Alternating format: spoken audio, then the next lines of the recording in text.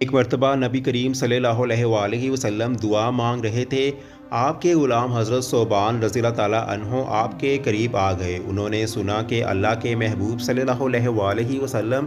یہ دعا مانگ رہے تھے کہ اے اللہ مجھے میری محبت کرنے والوں سے جلدی ملا دینا۔ جب اللہ کے محبوب صلی اللہ علیہ وسلم نے دعا مانگ لی تو حضرت ثوبان رضی اللہ تعالیٰ عنہ آپ کے قریب آ کر ادب کے ساتھ عرض کرنے لگے، یا رسول اللہ صلی اللہ علیہ وسلم، یہ جو دعا آپ مانگ رہے ہیں کہ اے اللہ مجھے میری محبت کرنے والوں سے جلدی ملا دینا، تو یہ دعا مانگنے کا کیا مقصد ہے؟ نبی کریم صلی اللہ علیہ وسلم نے فرمایا، ثوبان، تمہارے دلوں میں بھی میری بڑی محبت ہے، مگر تم تو جبرائیل کو آتے جاتے دیکھتے ہو، قرآن اترتے دیکھتے ہو، میرے چہرے کا دیدار کرتے ہو، اللہ تعالیٰ کی مدد اور نصرت کو اپنی آنکھوں سے دیکھتے ہو۔ تمہاری محبت بھی بڑی قیمتی ہے، مگر میری اس امت میں ایک ایسا وقت بھی آئے گا جب مجھے اس دنیا سے پردہ کیے ہوئے سینکڑوں سال گزر جائیں گے، پھر وہ لوگ ہوں گے جنہوں نے مجھے دیکھا نہیں ہوگا، وہ اپنے علماء سے میری باتیں سنا کریں گے، وہ اپنے علماء سے میرے حسن و جمال کی باتیں سنیں گے تو ان کے دلوں میں میری ایسی محبت پیدا ہو جائے گی کہ وہ میری محبت کی وجہ سے تڑپا کریں گے، وہ ہر کام میرے طور طریقے کے مطابق کیا کریں گے اور وہ میری ملاقات کے لیے اداس ہوا کریں گے۔ اے ثوبان، ان کے دلوں میں میری اتنی محبت ہوگی کہ اگر ممکن ہوتا کہ وہ اپنی اولاد کو بیچ کر بھی میرا دیدار کر سکتے تو وہ اپنی اولاد کو بیچنے پر بھی تیار ہو جاتے۔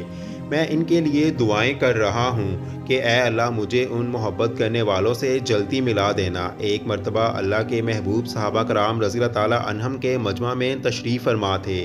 آپ صلی اللہ علیہ وسلم نے فرمایا کہ اگر میں نے کسی کے ساتھ کوئی زیادتی کی ہو تو وہ آ کر مجھ سے بدلہ لے سکتا ہے۔ جب نبی کریم صلی اللہ علیہ وسلم نے یہ فرمایا تو صحابہ کرام رضی اللہ تعالیٰ عنہم پر سکتہ طاری ہو گیا۔ صحابہ کرام میں سے کوئی کیسے بدلہ لینے کی جرت کر سکتا تھا، مگر ایک صحابی کھڑے ہو کر کہنے لگے کہ اللہ کے محبوب، آپ کے اوپر میرا ایک حق بنتا ہے، لہٰذا میں آپ سے بدلہ لینا چاہتا ہوں۔ نبی کریم صلی اللہ علیہ وسلم نے پوچھا، مجھ پر تمہارا کون سا حق ہے؟ اس نے عرض کیا، اے اللہ کے محبوب، ایک مرتبہ آپ صلی اللہ علیہ وسلم میدان جنگ میں صفِ درست فرما رہے تھے، اس وقت آپ کے ہاتھ میں ایک چھڑی تھی، آپ نے مجھے کہا کہ ذرا پیچھے ہو جاؤ، جب آپ نے وہ چھڑی میرے بدن کے ساتھ لگائی تو وہ مجھے چبھی تھی اور مجھے تکلیف ہوئی تھی، اس لیے میرا حق ہے آپ کے اوپر۔ اللہ کے محبوب صلی اللہ علیہ وسلم نے ارشاد فرمایا کہ تم بھی ایک چھڑی سے بدلہ لے لو، جیسے میں نے کیا تھا تم بھی ویسے ہی میرے ساتھ کرو۔ انہوں نے عرض کیا کہ اس وقت تو آپ صلی اللہ علیہ وسلم کے بدن مبارک پر کرتا ہے،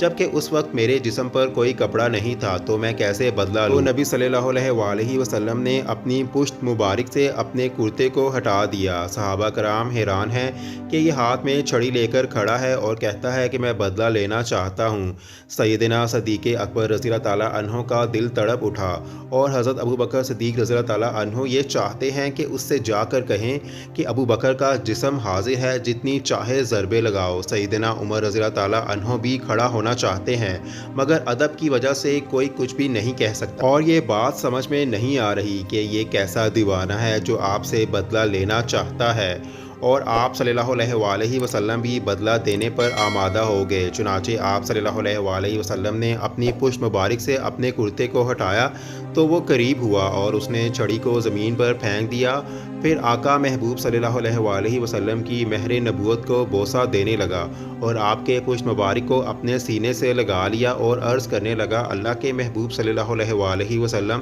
میرے دل میں مدت سے یہ تمنا تھی کہ آپ کے جسم مبارک کا بوسہ لوں، لیکن مجھے کوئی موقع نہیں ملتا تھا۔ جب آپ نے فرمایا کہ اگر کسی کا مجھ پر کوئی بدلہ ہے تو وہ لے لے، تو میرے دل میں یہ خیال آیا کہ میرے بخت جاگ گئے، اب مجھے مہر نبوت کا بوسہ لینے کا موقع مل گیا، ورنہ کوئی غلام اپنے آقا سے بدلہ لینے کا سوچ بھی کیسے سکتا ہے؟ اللہ تعالیٰ سے دعا ہے کہ نبی کریم صلی اللہ علیہ وسلم کے اسوہ حسنہ پر عمل کرنے کی توفیق عطا فرمائے، آمین۔